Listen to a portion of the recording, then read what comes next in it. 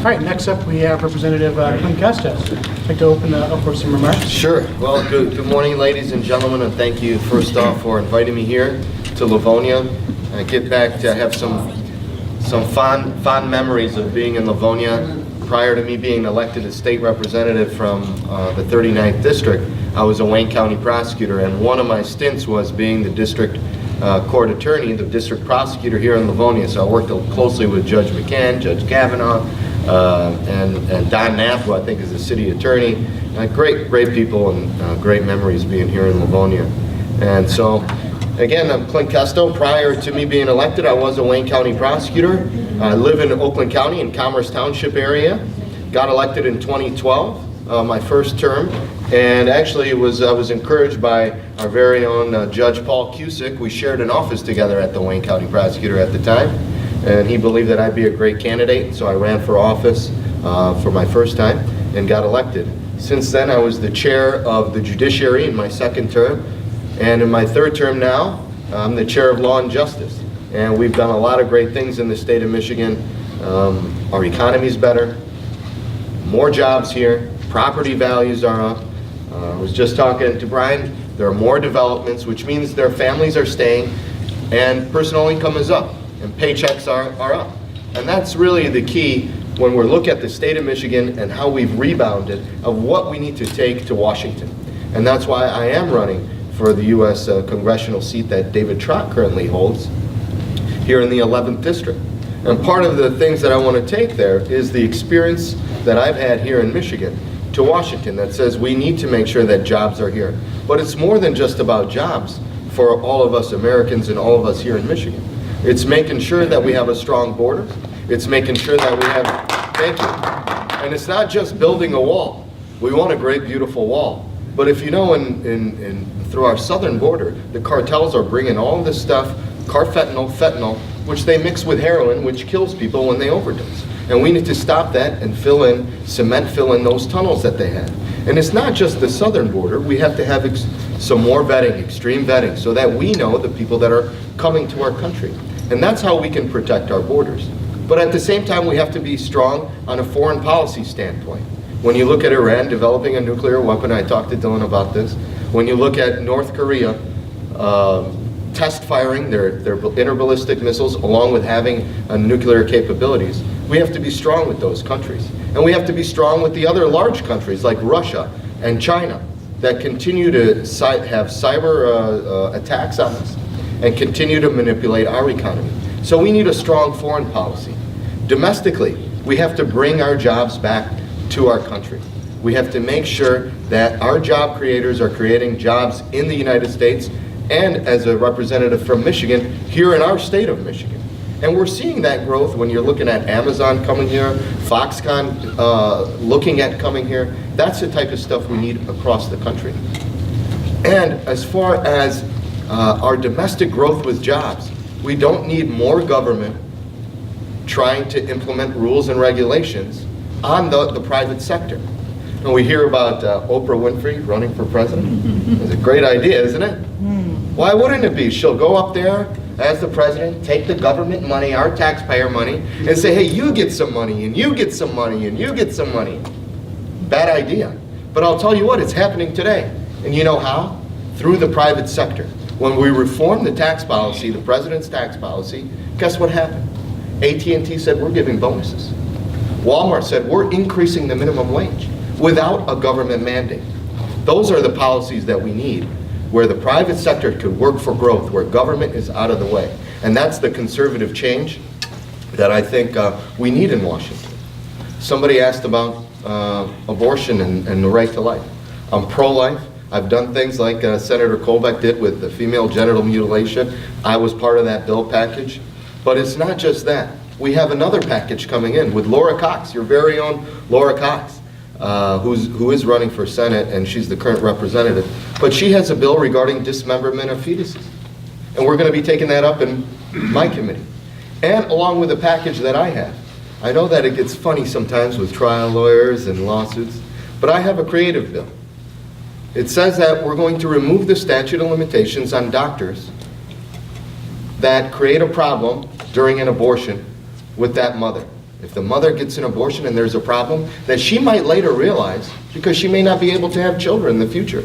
We want to make sure that there is a remedy for malpractice, hoping that those doctors will be very cautious and think twice when they're going to give a procedure for an abortion. I know you asked about Sharia law, so I told you the law of the land is the Constitution. That's it. There's no other foreign law that takes a higher precedent. And with that, we talked about religious freedom and freedom on campus. I have a religious freedom bill that I'll be introducing shortly that says you have a First Amendment right to be able to practice your religion without someone else, especially the left, saying, wait a minute, we're going to shut you down because we want to have this other idea of what people can say and cannot say. The other thing I wanted to talk about was welfare reform. We continuously see this farce of maybe unemployment going down. This is during the Obama administration, and it was because people were stopped looking for jobs and just went on the government dole. So it was a farce. Oh, unemployment is down, but really, it wasn't that. It was just that people stopped searching for jobs because the Obama administration said, we'll give you handouts, not a handout. Well, we've done some welfare reform here in the state of Michigan, and I want to take it a step further. When I was a Wayne County prosecutor, I used to see a lot of crime, did a lot of trials. And I would have conversation with judges that say, ask questions of the defendant during sentencing. Oh, how far along did you get in school? Well, I dropped out in the 8th grade, dropped out in high school, dropped out 7th grade. So with my conversation with one of these judges, he said, when you go to Lansing, introduce a bill that makes sure we offer free education.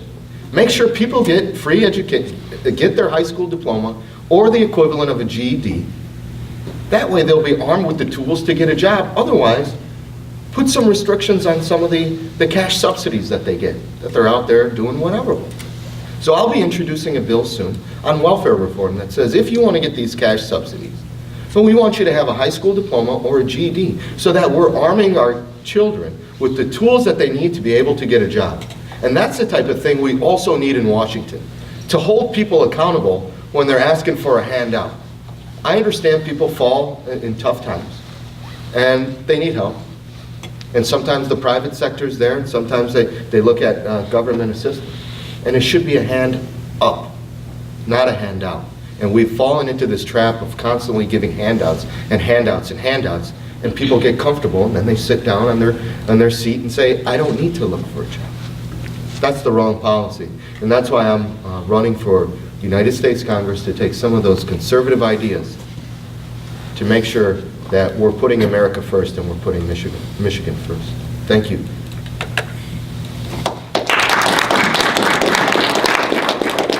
Okay, let's open the floor up to questions.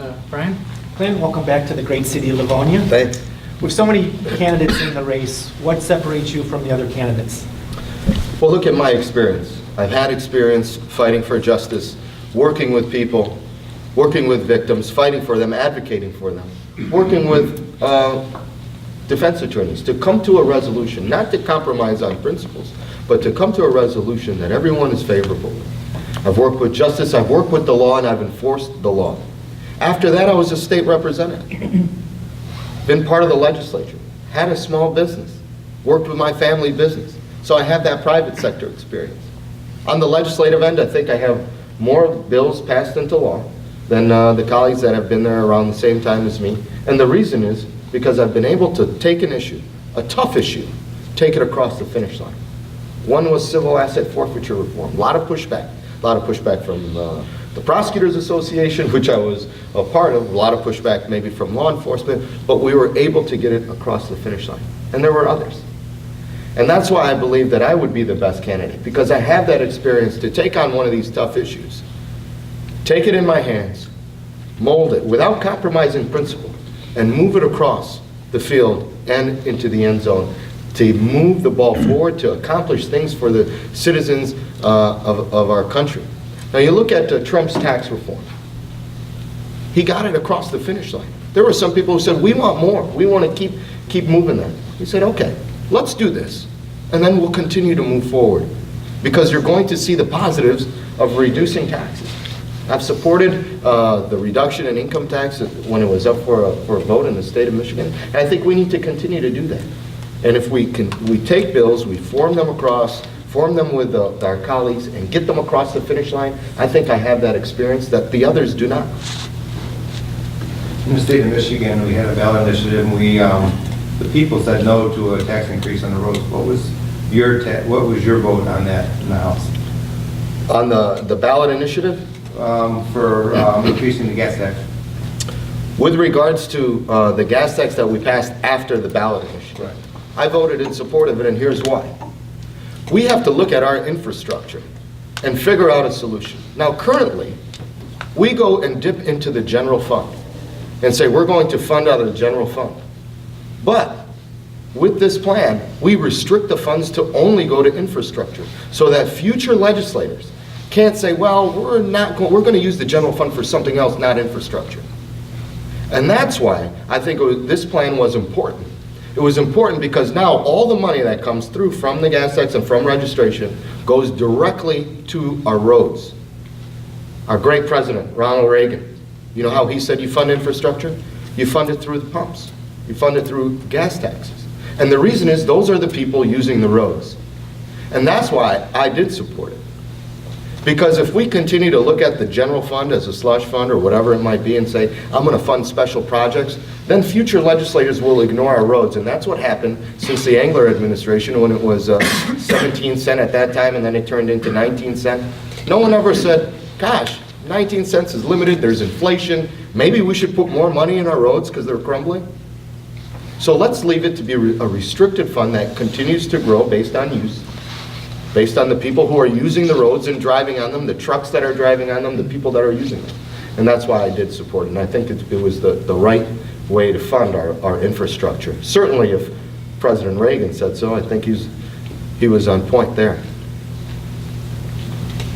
What's your stand for Common Core and educational issues? First off, I think from the federal level, we should get rid of the Department of Education. Or it should be very minimal at best. I think those items should be left up to our state, and not just to our state, but to our local school boards. I don't agree with Common Core at all, but you have two ideologies. Do we say the state gets to decide education policy, and then you have different legislators, different governor, different whatever, and it's further from the local communities, the school boards? Or do you let the school board decide? And I think if we're talking about local control, which I do believe in, then that should be shifted to have them make that decision. Now granted, I disagree with Common Core, and we shouldn't have it, but if I'm in Congress, it won't be an issue because it'll be left down to the states and should be down to the local school board government entity. I got a question. Excuse me. With the recent tax reform bill, there was a lot of talk about its impact on the deficit. And I'm of the belief, I imagine a lot of people in this room are too, that deficit's a spending problem, not a revenue problem. So if you're elected to Congress, to borrow Colbeck's language of painting in bold colors versus pale pastels, what are the bold colors that you would support in order to reduce the cost of government in Washington? Well, first of all, I think all of the Department of Ed and all these departments, the power needs to go back to the state. And part of the draining of the swamp, we say that represent that congressman or that senator, but the swamp is not just those elected people. The swamp is everything within the Beltway and all those government bureaucrats that are not held accountable. They're not held accountable to any of us. At least with our senator, at least with our congressman, we can vote them out, but not those bureaucrats. So we need to shrink the size of those departments. So if there is a tax reform and not enough revenue is coming in, so to say, then we have to look at our priorities. What should they be? Should be a strong military, should be strong foreign policy, should be strong borders, should be investment in infrastructure. All the other stuff, I think, can be cut and should be cut regardless about another tax reform bill that extends. Now, the thought though is, folks, let's not forget, there may be more revenue. And here's how. People are spending money into the economy because they have more money in their pocket. That's going to generate revenue. It's going to increase jobs, which means those jobs, those increase in jobs, they'll become part of the tax base. Rather, let's get rid of some of those that are seeking government assistance, the government, on the government dole and not working. Let's get them a job. Now they become contributing members.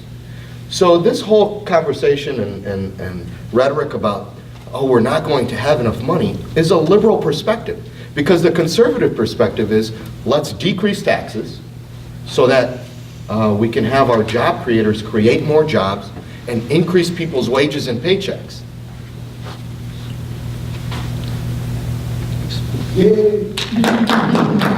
Thanks. Somebody mentioned the license plate for Right to Life, that the Senator Colbeck had legislation that didn't quite make it through. I guess the question to you would be, how did you vote on that? I supported it. Okay. I supported it on pro-life all the way. I'm Christian, I'm Catholic, I have 2 beautiful children. I think more people should have children, right? Increase the population in the state. So maybe Austin, who is part of my team, when he gets married, he'll keep that in mind. I know Paul, what do you have, 2 kids? I have 1, so One? Well, I need to do more. But no, I'm a strong advocate for Right to Life. Been a part of many events in my community and through my churches for Right to Life. I'm part of the Knights of Columbus, and we do prayers on prayers to help those that are considering abortion to reconsider. So I'm a strong advocate of the Right to Life. And I do think those that are advocates of abortion are being deceptive in their language. I don't think that there is a pro-abortion thing. It's called pro-death. That's the only thing that happens. Pro-life, pro-death. What do you think about this mental perversion on our 5-year-old kids, telling them that our boys can be girls and our girls can be boys? You said it. It's a mental perversion. And, you know, we've had, I don't know what direction we're moving kind of in society with all this, but you're born a male, you're born a female. You have a certain sex. And we've seen in these states, California, just now, what is it, Washington, D.C., maybe, is it New Hampshire or Vermont, one of those states, where they're allowing people to put on their license plate a third gender, which they have their autonomy as a state, but this is ridiculous because first off, where do we stop with this? Where do we draw the line? 58, there's 58 different genders. 58. Well, I guess they need more than 3 in those states. So, you know, those on the left are being discriminatory to 55 other genders. And that's what it is. You know, they were talking about having in bathrooms in schools. Can you imagine the consequences that can happen? I mean, I just decide which bathroom I want to go in and no one can say anything, then I think that we're moving in the wrong direction. You should be identified by your sex, how you're born, and I guess it is a mental perversion. It's such a simple concept. That's all there is to it. And governments are paying to have sexual changes. We're paying for people to become Through the military. is it the military? They join the military and they have the surgery for free. We have some legislation, I think it's part of my religious freedom bill, and there was another one I had last term. And you have to be cautious with legislation because words mean something. And you have 2 different terms, sex and gender. In my bills, when I draft them, when we talk about equal protection, we talk about sex, because there are only 2 kinds of sex, male and female. The left would like to change that word that I have in my draft to say gender, because then they can manipulate it to have, would you say 58? 58 different kinds. So I think it's important when you're looking at candidates and have the experience of what language you need in legislation, that is, I think, a part of it. Somebody who knows what these words are going to mean. Yes. This is a federal position you're going for. My question is, we see this, the news media, which is called the fake news and all that, and they're allowed to say all these lies and, projects all this stuff. But then we have laws that if I say something about you, you can sue me, if I cause you a tort law or something like this. Now, would you not agree with this, that the news media is actually more harm right now to the American people than any other stuff that we got right now? It is harmful because it's almost as bad as some of our education systems that are warping and manipulating the minds of the people out there. But I will say this, the Constitution is very important. But let me go say, but that's not actually, years ago when we had to get a radio station, we had to go out and get the community to write what they thought about these radio stations. If there's a lot of complaints, we Sure. didn't get a license. Well, Okay. I think that we as consumers of the media and news need to educate our friends and neighbors, because it is fake news, and the writers and the reporters have now turned, instead of reporting on facts, they're reporting their own opinion with their slant. There was just a guy out of New Hampshire who was the editor of one of the papers who was fired because he asked a question about one of the topics and that they had out there, and he was fired for it because his boss said, you can't ask questions on this if you disagree. And so we have to hold those people accountable as consumers. And whether it's CNN, we're essentially funding them by watching them because, Pepsi Cola and whoever else is putting commercials on there because of the viewership. So it's upon us. With regard to slander, libel, defamation, with regards to elected officials like the president, like myself and others, the standard is higher, and it probably should be. But telling versus lies is individual not citizens. free speech, am I right? I'm sorry? Telling lies and causing people damages or, I forgot what the tort laws were and stuff. Yeah, like that. defamation, Yeah, slander, and but that's libel. not free speech, am I right? And you're right, you're Then right. why are we letting them, these radio stations, CNN, telling actual lies, on a lot of stuff that, especially about Trump? And the reason is because elected officials are held to a higher standard But that for a doesn't lawsuit. that's not free speech. Am I right? Unless they get to that standard that it's a blatant lie, then you can. So if you imagine, there was just actually one of my opponents sued one of the senators for slander, libel, defamation, and he lost his court case. I don't know anything about the court case. I've had individuals say all kinds of things about me. If you live in Commerce Township, West Bloomfield, Wixom, and you saw some of the stuff the Democrats sent, I actually wrote a letter and said, you need to cease and desist or we're filing a lawsuit because what you're saying is blatantly false. So what they did was change a couple words and say, put like could be or might be. So it's very difficult when it comes to elected officials. But at the same time, back to your point, let's not give them the benefit of us consuming their product. And then they'll just go away. They'll close down shop. They'll go out of business. But you make a fantastic point.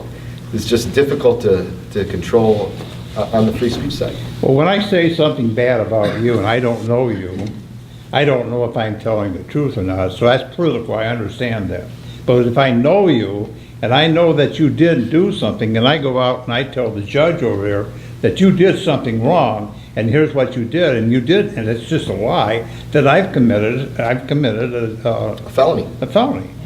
And this is what CNN's done. And why are they getting away with this and saying, well, it's free speech, which is not free speech, I don't think. That's okay, that's all. Yeah. Go around and around. If you fix that, we'd have a much better relationship. If you fix that, we'd be great. We'd be well off, but what are you gonna do, really?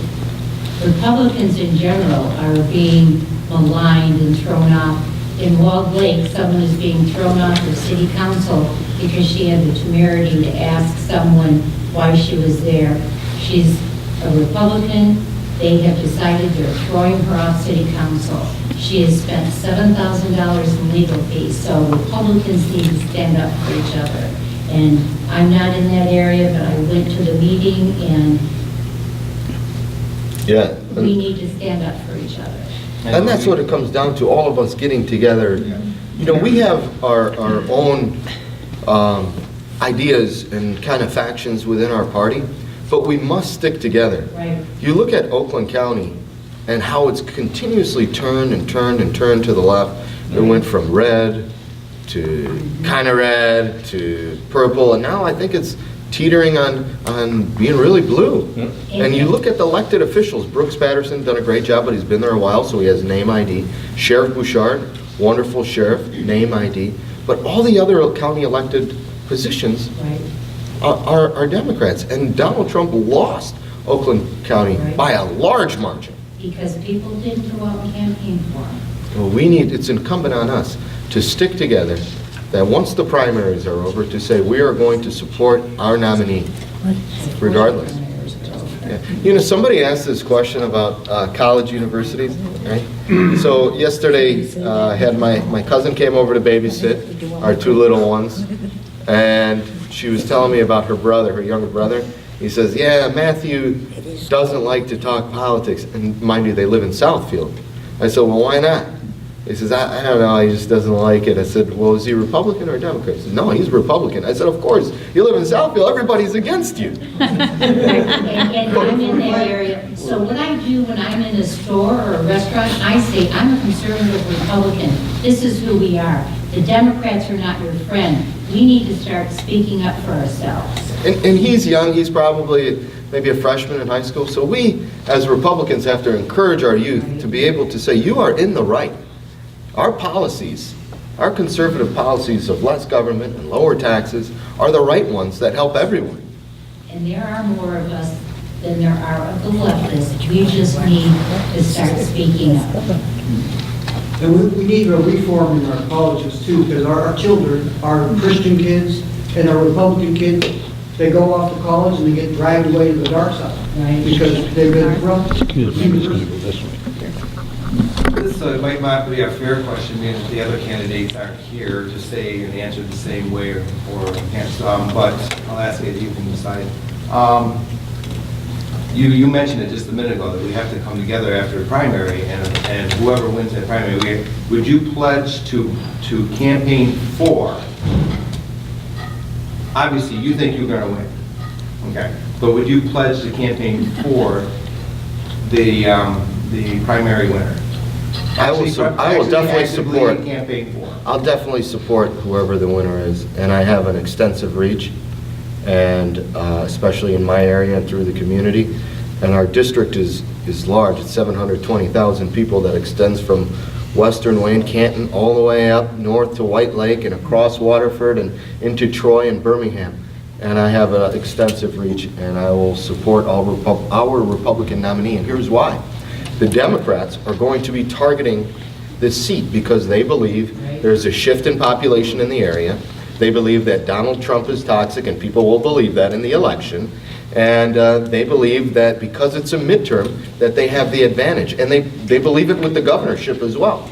So you will see the Democrats playing hard in competitive seats like the one I have, in competitive seats like the governorship, and in competitive seats like the state house. The state senate is fairly Republican, but you will see that. So it's incumbent not just on me, but on all of us to make sure that just because our candidate, which is Klint Kesto here for all of us here, but just in case he doesn't win, that we all support the nominee from the Republican Party. Otherwise, there is more to lose. Can you imagine if we lose the federal House?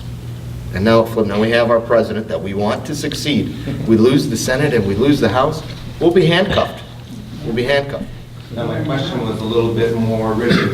You said support twice.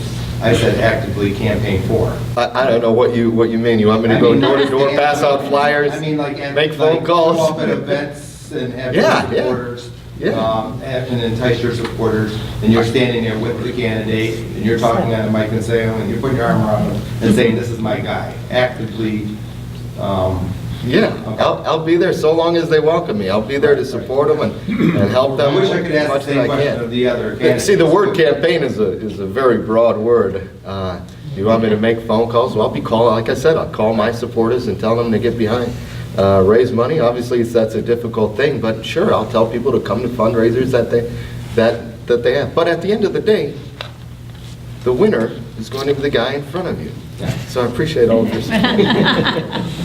Like I said, I wish I could have asked that question. I wish that question was asked on Monday also. Well, it was interesting because that question was not in that sense as far as campaigning, but it was asked in the presidential primary.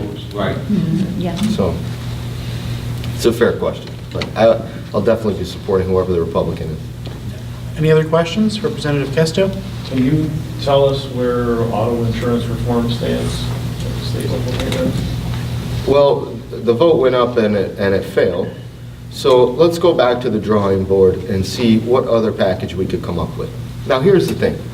There are a few factors. This is a very complicated issue when it comes to auto insurance reform. It affects certain industries on both sides, the insurance as well as the healthcare, but it also affects everyone in this room. So we have to make sure that you're going to get some benefit in terms of your high insurance premiums. But let's figure out what exactly is the problem. First off, I think that we have to have transparency of that fund that we all pay into. They call it a quasi-governmental fund, the Michigan Catastrophic Claims Association, but nobody can look into what their fund balance is. When I started, it was $16 billion, and today it's over $20 billion. But at the same time, they say it's unfunded. Well, if it is, then let some of us take a look at it. Let there be a FOIA, let there be some transparency. What is the root of the problem? Is it health insurance premiums? Well, let's look at that. I mean, through auto, is it the health care? Let's look at it. Do we need a fee schedule? Do we need a cap? Do we need a combination? What should it be? Or is it fraud claims for theft and auto accidents? And if you look at your bill, I bet you're paying half and half. Part of it is going to the PIP, and the other half is going to the collision side. So we have to look at what exactly is the problem. Now, I think we all can agree that most of the problem is coming from the city of Detroit. And there is a high theft in the city of Detroit. And there are a lot of claims in the city of Detroit. But let's tackle that fraud. Let's tackle the problem with theft and false claims. Let's do that. And then look at what else we need to do. In that bill, there was no transparency. There was no guaranteed rate rollback. What do I mean by that? They said that you'd get a rebate. But at any point, the insurance company can go to the insurance commissioner and say, we can't afford reducing the insurance rates, so we need to increase them. And the insurance commissioner has to actively oppose that. So if he's not there that day, or if he decides this paper didn't come on his desk, or if he decides to turn his face the other way, guess what? Your insurance premiums go up. I think that's a little sleight of hand there. And those are some of the reasons why I oppose it. No transparency, and certainly the insurance companies can come in and automatically increase their rates. I don't think there was enough oversight. So I would like it to be the inverse of that, where the insurance commissioner has to approve. Then we can hold someone accountable.